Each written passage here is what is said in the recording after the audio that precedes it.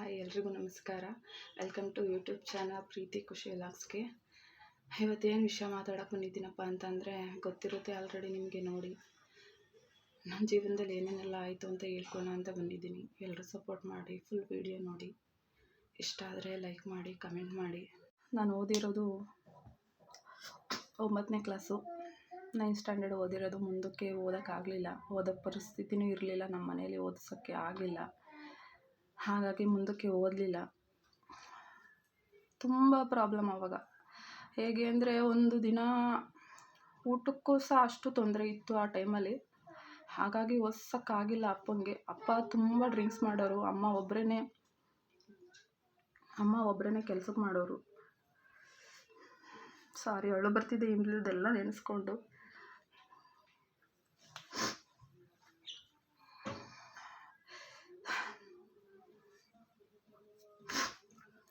School ಬಿಟ್ಟ ಮೇಲೆ 1.5 ವರ್ಷ 2 ವರ್ಷ ಅಷ್ಟೇ ನಾನು ಮನೇಲಿದ್ದಿದ್ದು. ಆಮೇಲೆ 16 ವರ್ಷಕ್ಕೆ ಬೆಂಗಳೂರಿಗೆ ಬಂದುಬಿಟ್ಟೆ. ಕೆಲಸ ಮಾಡಬೇಕು, ಮನೇಲಿಲ್ಲ ಅಂದರೆ ಆಗಲ್ಲ, ಕೆಲಸ ಮಾಡಿಲ್ಲ ಅಂದರೆ ಆಗಲ್ಲ ಇನ್ನು ಅಂದ್ಬಿಟ್ಟು ಬಂದುಬಿಟ್ಟೆ ಬೆಂಗಳೂರಿಗೆ. ಆವಾಗ ನಮ್ಮ ಮನೆಯವ್ರು ಇದ್ದಾರಲ್ಲ, ನಮ್ಮ ಯಜಮಾನ್ರು, ಅವರ ಅಕ್ಕ ಬೆಂಗಳೂರಲ್ಲಿದ್ದರು, ಅವ್ರದ್ದು ಫ್ಯಾಮಿಲಿ ಇರೋದು.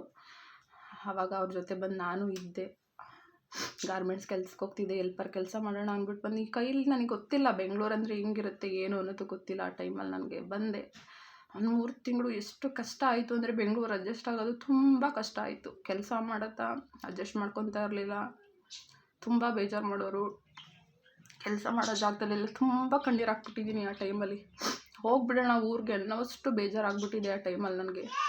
ಬಟ್ ಮನೆ ಪರಿಸ್ಥಿತಿ ನೆನೆಸ್ಕೊಂಡು, ಬೇಡ, ಹೋಗೋದು ಬೇಡ, ಮಾಡೋಣ ಕೆಲಸ, ಸರಿ ಹೋಗುತ್ತೆ ಇವತ್ತೆಲ್ಲ ನಾಳೆ ಸರಿ ಹೋಗುತ್ತೆ ಅಂತ ಅವತ್ತಿಂದ ಕೆಲಸ ಮಾಡಿಕೊಂಡು ನಮ್ಮ ಮನೆಯವ್ರಿಗೆ ಎಷ್ಟಾಗುತ್ತೆ ಅಷ್ಟು ಹೆಲ್ಪ್ ಮಾಡ್ಕೊಂಬಂದೆ. ಆದ್ರೂ ನಮ್ಮಪ್ಪ ತುಂಬ ಬೇಜಾರು ಮಾಡೋರು. ಆವಾಗ ದುಡ್ಡು ಕಳಿಸಿಲ್ಲ ಅಂತಂದರೆ, ಆವಾಗ ಪೇಮೆಂಟ್ ಎಷ್ಟು ಕೊಡೋರು ಅಂದರೆ, ಹೆಲ್ಪರ್ಗಳಿಗೆ ಬರೀ 2,500 ಕೊಡೋರು.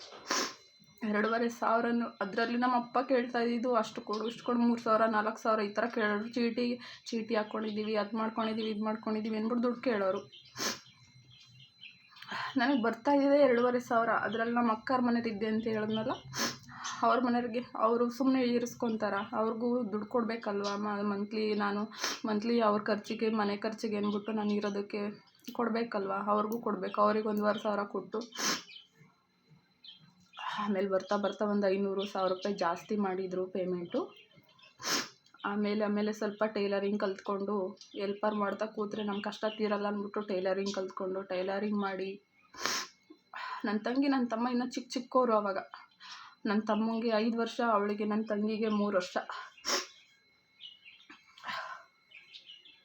ಅವ್ರನ್ನೆಲ್ಲ ನೋಡ್ಕೊಬೇಕು, ಅವ್ರನ್ನ ಚೆನ್ನಾಗಿ ನೋಡ್ಕೋಬೇಕು, ಎಲ್ಲ ಜವಾಬ್ದಾರಿ ನನ್ನ ತಲೆ ಮೇಲೆ ಬಿತ್ತು.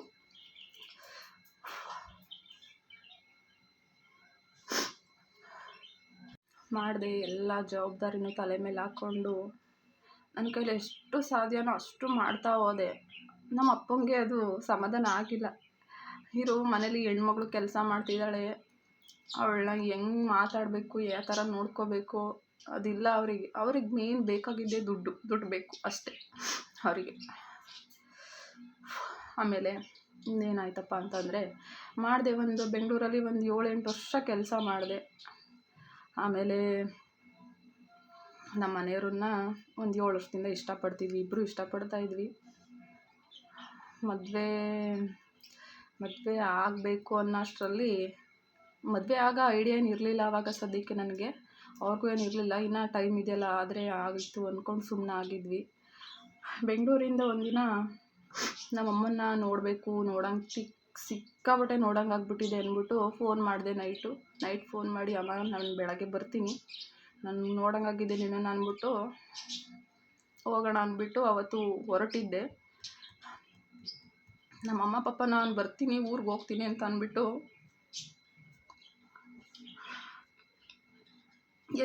ನಮ್ಮಪ್ಪ ಎಷ್ಟು ಹಿಂಸೆ ಮಾಡಿದ್ರು ಅವತ್ತು ನಮ್ಮಪ್ಪ ಕೆಲ್ಸಕ್ಕೆ ಹೋಗು ಅಂತ ಹಿಂಸೆ ಮಾಡ್ತಿದ್ದಾರೆ. ನಮ್ಮಮ್ಮ ಇಲ್ಲ, ನನ್ನ ಮಗಳು ಬರ್ತಾಳೆ, ನಾನು ಹೋಗಲ್ಲ ಅಂತ ಇದು ಮಾಡ್ತಿದ್ದಾರೆ. ನಮ್ಮಪ್ಪ ಕೊನೆಗೂ ಹೊಡೆದು ನಮ್ಮಮ್ಮಂಗೆ ಗಾರೆ ಕೆಲ್ಸಕ್ಕೆ ಹೋಗೋರು. ಎಷ್ಟು ಹೇಳಿದ್ರು ನಮ್ಮಪ್ಪ ಕೇಳೋ ಪರಿಸ್ಥಿತಿ ಇರಲಿಲ್ಲ. ಅವಾಗ ಒಂದಿನ ರಜಾ ಹಾಕ್ಬಿಟ್ರೆ ನನಗೆ ಕುಡಿಯೋಕ್ಕೆ ದುಡ್ಡಿರಲ್ಲ, ಮನೆ ಖರ್ಚಿಗೆ ದುಡ್ಡಿರಲ್ಲ ಅನ್ನೋ ಥರ ನಮ್ಮ ಅಪ್ಪನ ಮೈಂಡ್ ಸೆಟ್. ಅವಾಗ ನಮ್ಮಮ್ಮ ಹೋಗಲ್ಲ ಅಂತ ಎಷ್ಟು ಹೇಳಿದ್ರು ಬಿಟ್ಟಿಲ್ಲ ನಮ್ಮಮ್ಮನ. ನಮ್ಮಪ್ಪ ಹೊಡೆದು ನಮ್ಮಮ್ಮನ್ನ ಹೋಗಲೇಬೇಕು ಅಂದ್ಬಿಟ್ಟು ನಮ್ಮಮ್ಮನ ಕಳಿಸಿದ್ದಾರೆ ಕೆಲಸಕ್ಕೆ. ನಾನು ಊರಿಗೆ ಹೋಗ್ತಾಯಿದ್ದೀನಲ್ಲ ಅಂದ್ಬಿಟ್ಟು ಚಿಕನ್ ತಗೊಂಡೋದೆ. ಮನೇಲಿ ಮಕ್ಳು ಇರ್ತವೆ, ನನ್ನ ತಂಗಿ ನನ್ನ ತಮ್ಮ ಇರ್ತಾರೆ, ನಮ್ಮಮ್ಮ ಎಲ್ಲ ಚೆನ್ನಾಗಿ ಒಟ್ಟಿಗೆ ಅಡುಗೆ ಮಾಡ್ಕೊಂಡು ಕೂತ್ಕೊಂಡು ಊಟ ಮಾಡೋಣ, ತುಂಬ ದಿನ ಆಗಿದೆ ಅಂದ್ಬಿಟ್ಟು ಹೋದೆ.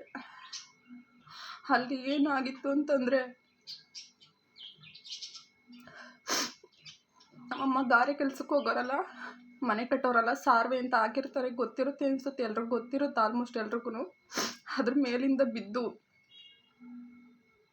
ನಮ್ಮಮ್ಮಂಗೆ ಸೊಂಟ ಜೇಂಟ್ ಕಟ್ಟಾಗಿತ್ತು.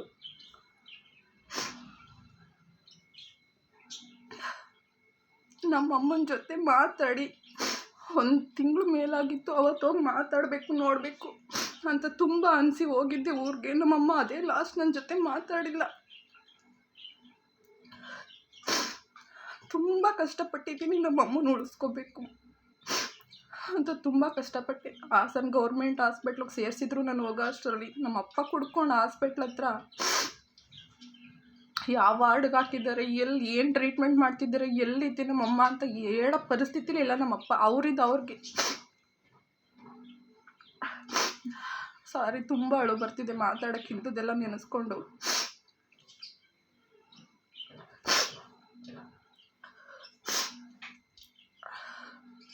ಎಷ್ಟು ಹುಡುಕಿದ್ದೀನಿ ಅವತ್ತು ಅಂತ ಅಂದರೆ, ನಾನು ಒಬ್ಬಳೇ ಹಾಸ್ಪಿಟ್ಲಲ್ಲಿ, ಗೌರ್ಮೆಂಟ್ ಹಾಸ್ಪಿಟ್ಲು ಹಾಸನಲ್ಲಿ ಅಷ್ಟು ಹುಡುಕಿದ್ದೀನಿ. ಕೊನೆಗೆ ಐಸ್ವರ್ಣಲ್ಲಿ ಇಟ್ಟಿದ್ದಾರೆ ಅಂತ ಗೊತ್ತಾಯಿತು. ಅಲ್ಲೋಗಿ ನೋಡ್ತೀನಿ, ಅಮ್ಮಂಗೆ ಏನಂದ್ರೆ ಏನೂ ಟ್ರೀಟ್ಮೆಂಟ್ ಮಾಡಿಸಿಲ್ಲ ಯಾರೂ. ಅಮ್ಮಂಗೆ ಪ್ರಜ್ಞೆ ಇಲ್ಲ. ಹಿಂದೆ ತಲೆಗೆ ತುಂಬ ಪೆಟ್ಟು ಬಿದ್ದು ಓಲಾಗಿ ಬ್ಲಡ್ಡು ಕಿವಿಯಿಂದ ಬಂದ್ಬಿಟ್ಟಿದೆ.